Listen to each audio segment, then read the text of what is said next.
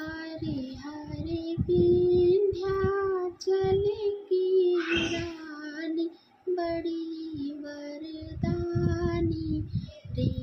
हरे हरे हरे विंध्याचल की रानी बड़ी वरदानी रे।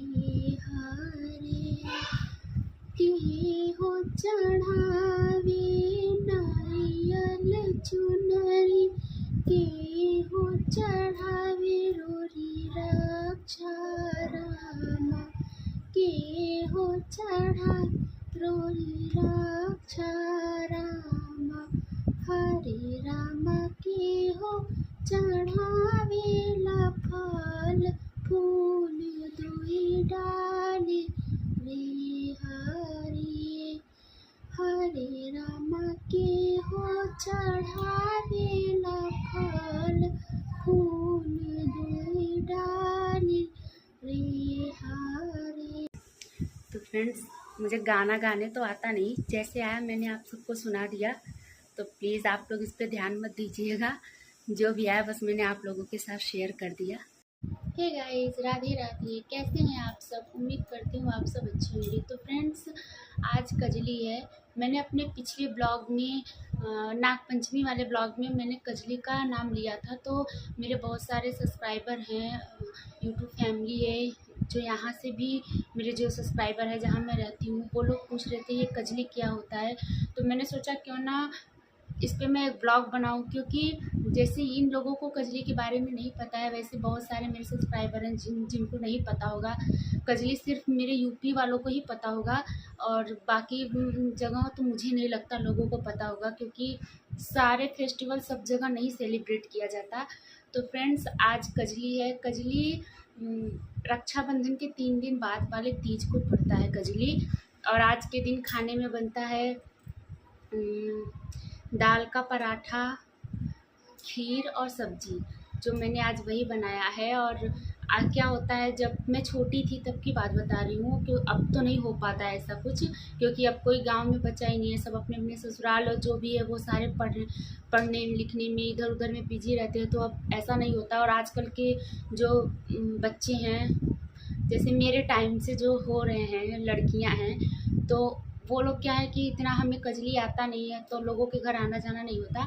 जब मैं छोटी थी, 5वीं 6ठी क्लास में थी, तो मेरी मौसी, अब उनकी सारी फ्रेंड समथिंग 20-22 लोग रहते थे।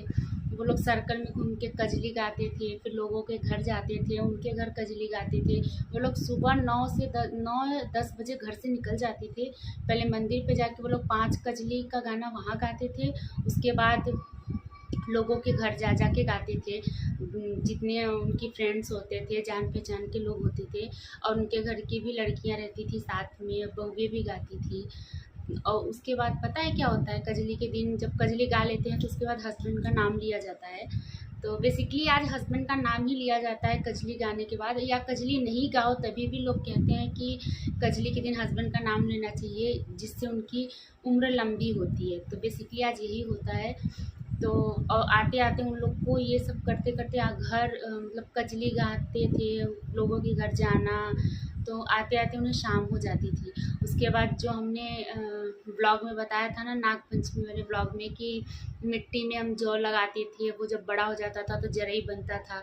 तो आज के दिन ही, कजली वाले दिन ही, उस जरई को क्या करते थे, तालाब में जाते थे और जड़ से, मिट्टी से और पौधे को अलग करते थे, उसमें डुबो डुबो के साफ़ करते थे। उसके बाद जब शाम को कजली गा के सब अपने अपने घर आते थे, तो घर के जो बड़े सदस्य होते थे या छोटे भी होते थे, बस लड़कों में और आदमी में, लड़कों और आदमियों के लिए, औरतों के लिए नहीं, उनके कान पे रखा जाता था।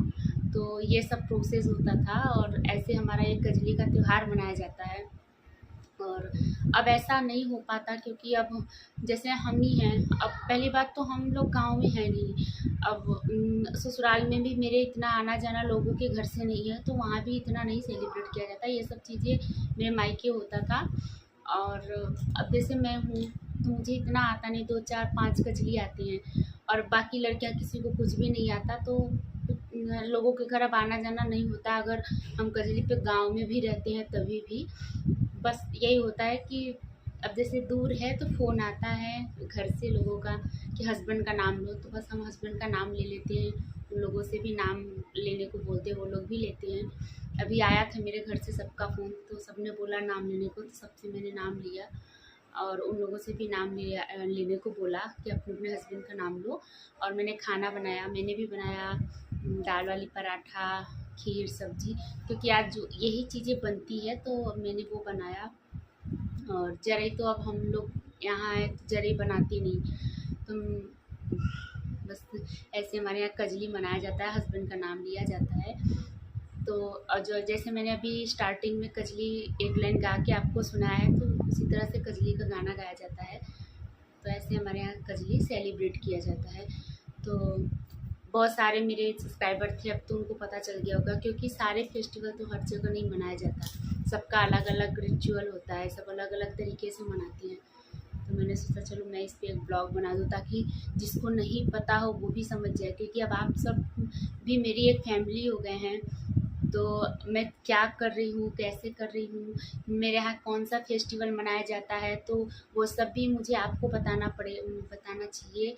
और जिससे आपको भी पता रहे, मैं आपसे जुड़ी रहूँ, मैं क्या कर रही हूँ, कैसे कर रही हूँ, कौन सा त्यौहार मना रही हूँ, वो सब आपको जानना ज़रूरी है। तो इसीलिए मैंने आप सबके साथ ये त्यौहार सेलिब्रेट किया, वैसे शेयर किया ये त्यौहार।